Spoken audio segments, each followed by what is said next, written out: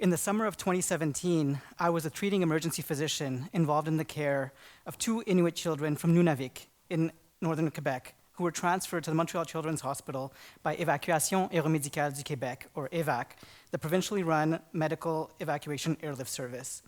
The first child was a preschooler who fell off a moving all-terrain vehicle and was transferred to us with a suspicion of abdominal and head injuries. A few weeks later, the second child, who was a bit older than the first, was transferred because she had swallowed a coin that was lodged in her esophagus and needed to be removed in the operating room.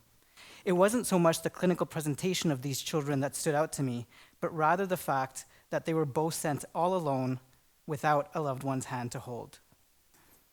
Their experience was not exceptional. Since its creation in the 1980s, EVAC had a practice of systematically separating children living in remote and rural communities from their families for urgent medical evacuation, or medevac airlifts. Over the years, different reasons were given to justify this practice: safety and efficiency considerations due to limited space, as well as confidentiality and privacy concerns for multi-patient transfers. The end result, however, was always the same. Parents and caregivers were prevented from accompanying their children to tertiary care hospitals in Montreal and Quebec City. A parent had to wait for the next available commercial flight to be able to rejoin their child hours or even days later, depending on seat availability and weather conditions. Hundreds of children living in remote and rural regions across Quebec were separated from their families and communities in this way every year. Indigenous communities, particularly the Iu and Inuit from northern Quebec, were disproportionately impacted by this non-accompaniment rule. Those of us working at the Montreal Children's Hospital saw this firsthand because Iu-Ishi, or James Bay Cree territory, and Nunavik, part of the Inuit Nunangat, are included in our catchment area, as shown by the red on the upper part of this map in the province of Quebec. After being on a flight for hours, as the medevac plane traveled hundreds of kilometers south, accompanied only by the EVAC transport team, these children would arrive to our ER and would be met by more unfamiliar faces. We would poke and prod them while speaking in English or French, colonial languages that many of the younger children didn't understand because they spoke either Cree or Inuktitut. To most of us working on the front lines of healthcare, it was clear that this inequitable and draconian practice compromised clinical care and patient safety while violating basic ethical precepts. Already vulnerable because of their age, these children had no one to explain to them what was happening, no one to meaningfully console them in a language that they could understand, no one to keep them safe or comfort them by simply holding their hand.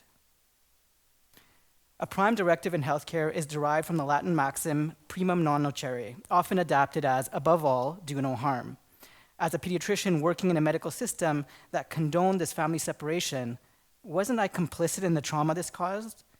I reimagined these 2 children lying alone on a crash room stretcher in our ER and wondered how they would remember us. As caring healthcare providers who were generally trying to make them feel better, or would our intentions forever be overshadowed by their feelings of being alone and terrified? What about the worry of the parents who feared the worst? Is my child in pain? Is she scared? Will he survive? These anxieties could only be heightened by the generations of forced separation that were imposed on Indigenous communities through colonial practices and policies, including the residential school system and child welfare services.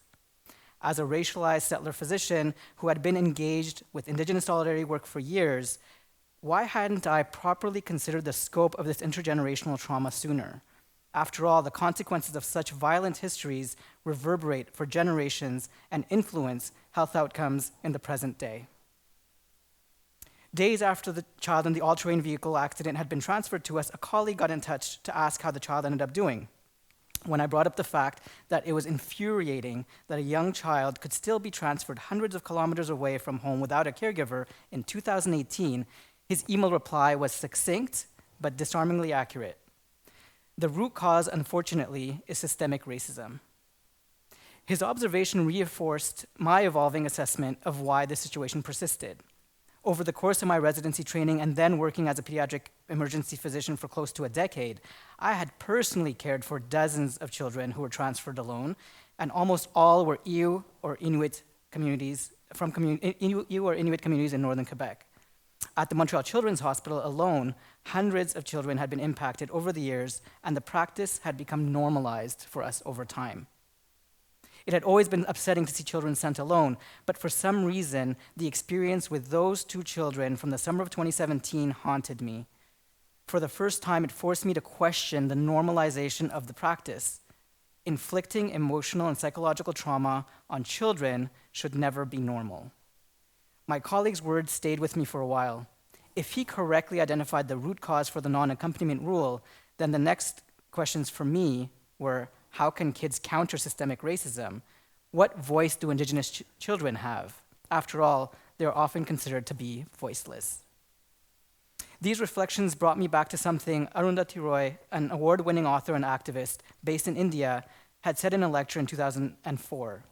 We know, of course, there's really no such thing as the voiceless. There are only the deliberately silenced or the preferably unheard.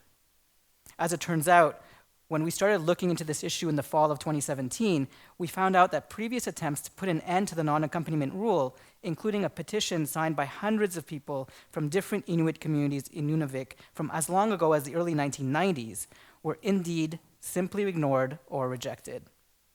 Meanwhile, hundreds, if not thousands, of individual pleas for change were systematically ignored for decades, either by frontline workers or by AVAC administrators and government officials.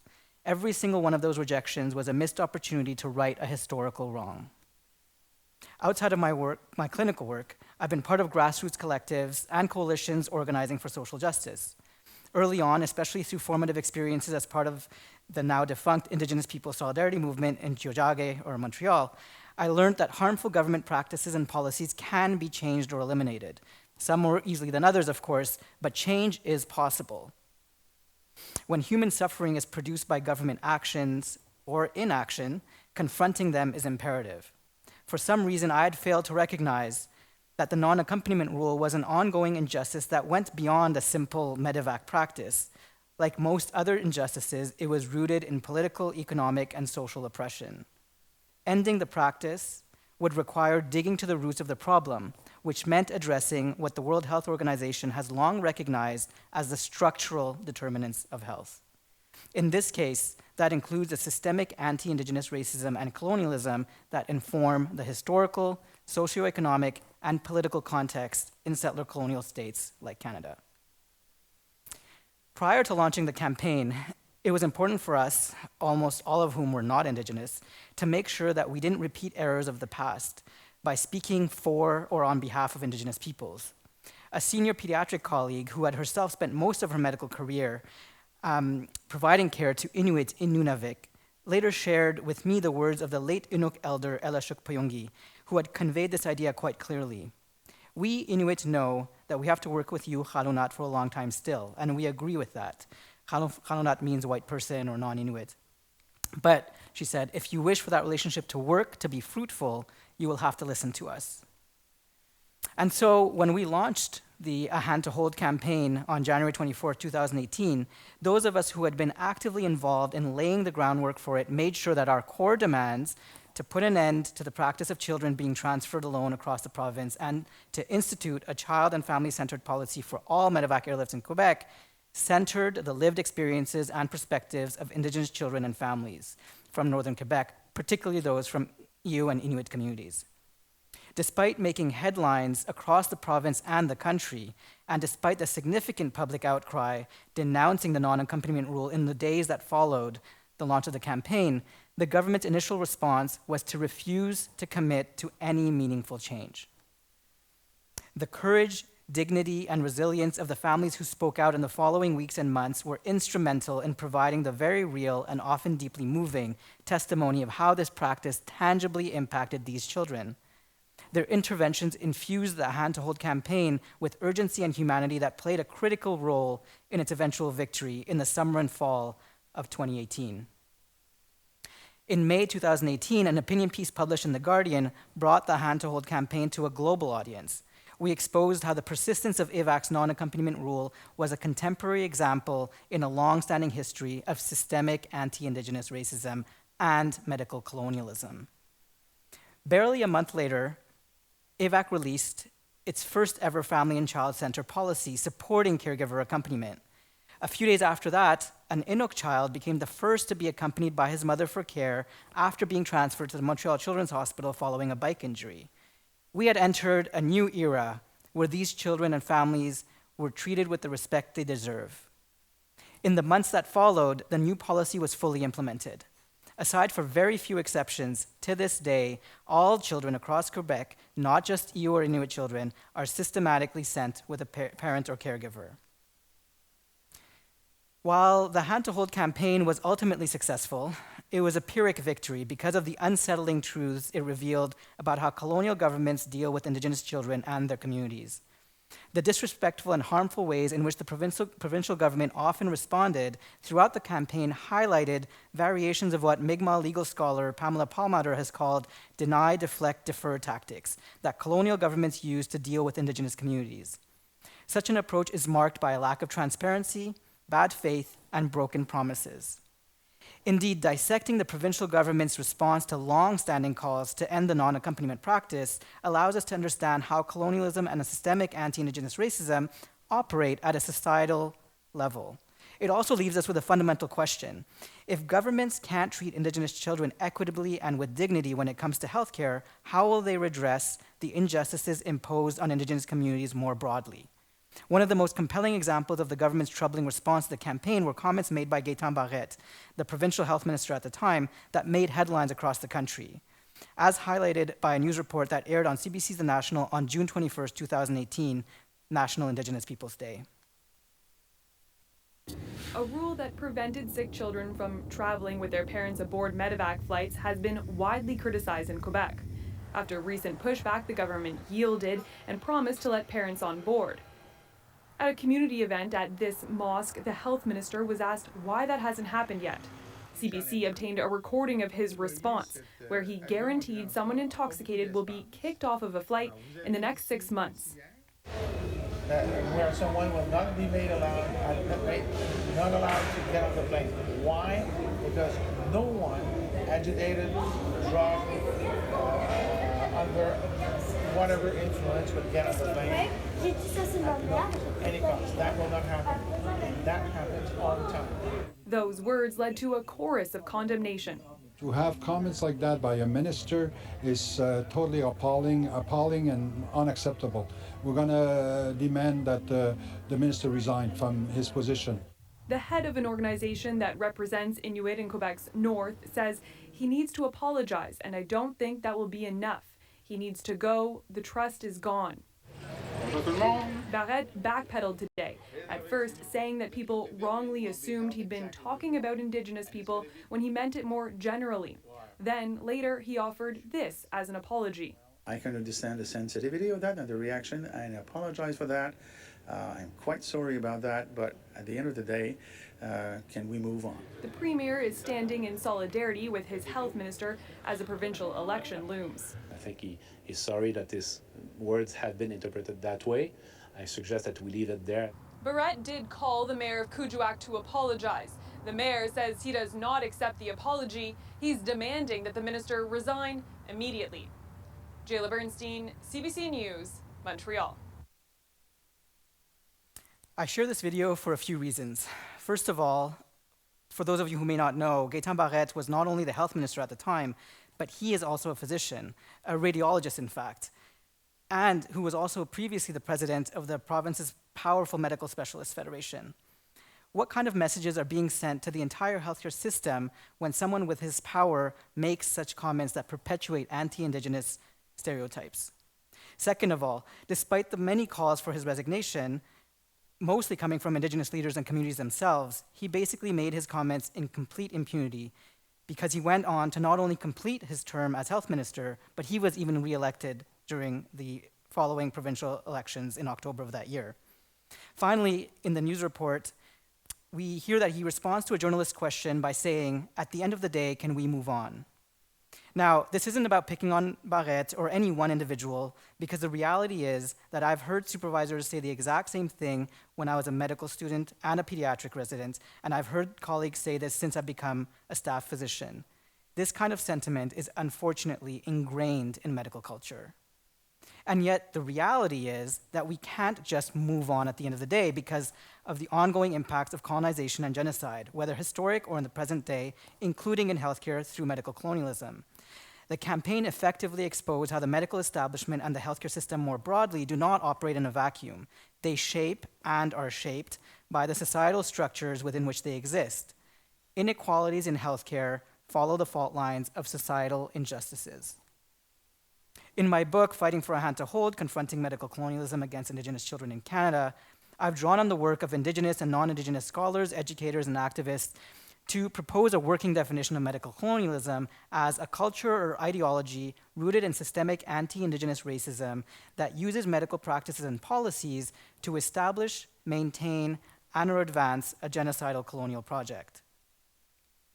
This analytic framework allows us to understand, for example, how long before AVAC even existed, Indigenous children from different communities and nations living in rural and remote settings, Anishinaabe, Atikamekw, Iu, Innu, Inuit, Naskapi, among many others in Quebec and the rest of Canada, were removed from their families, often forcibly so, and transferred without a loved one from medical care to southern hospitals where they often stayed for months or years, and often were abused.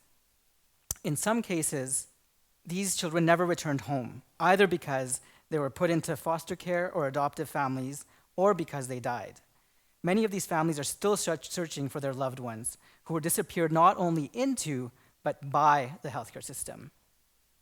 Returning to the Hand to Hold campaign, a few weeks after its launch in January of 2018, a former pediatric resident from Montreal Children's Hospital emailed me because she was relieved that something was finally being done to disrupt the status quo and put an end to AVAC's non-accompaniment practice. She wrote, "I can't even recall all the times in my residency that I was in a situation where this policy affected a child I was taking care of. We knew it was the rule, we knew it was awful, and yet we just kept going." Her words aptly describe our complicity in accepting the injustices inflicted on Indigenous communities. The danger with normalizing injustice is that even the most sensitive individual may become desensitized to the suffering it causes. As the saying goes, no one writes alone.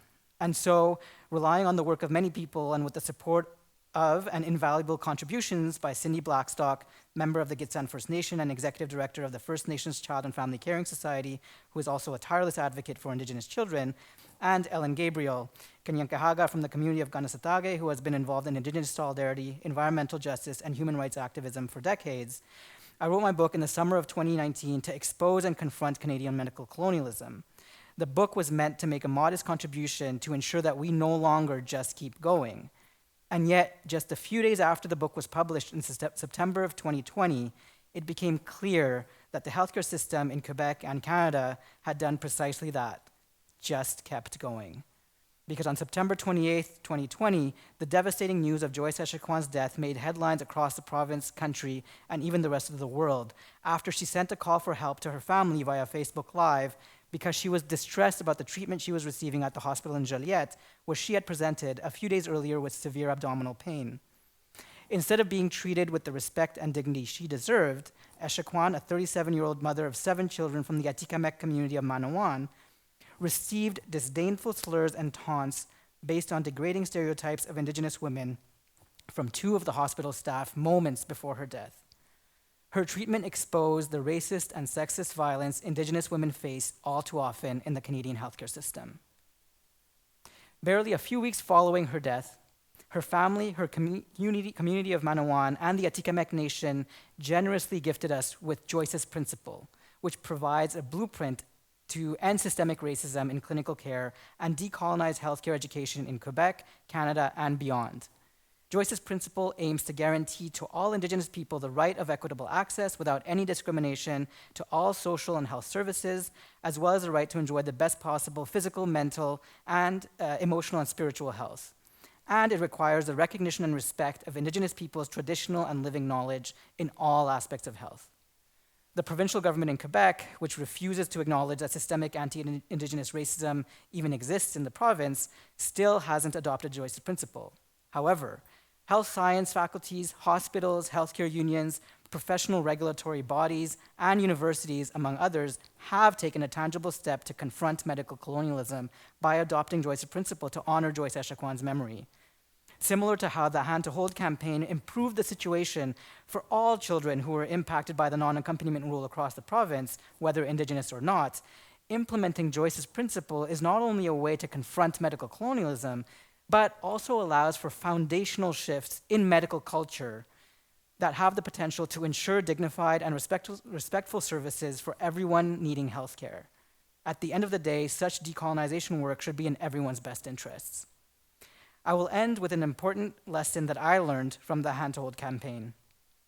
While some have pointed to the campaign itself for its own success, I argue that the anti-colonial and decolonizing work by earlier Indigenous-led self-determination and resurgence movements is actually what played a critical role in the success of the Hand to Hold campaign, because these movements shifted the social and political terrain since the first formal opposition to AVAC's non-accompaniment rule in the 1990s.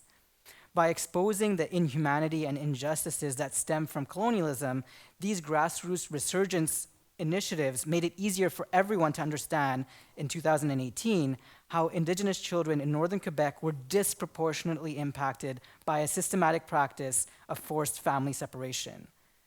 This is why, beyond working inside hospitals and in classrooms to effect change, if we really, truly want to confront medical colonialism and fight systemic anti-Indigenous racism more broadly, those of us who are settlers here must also take to the streets when called to do so in support of Indigenous-led movements for autonomy, sovereignty, and self-determination.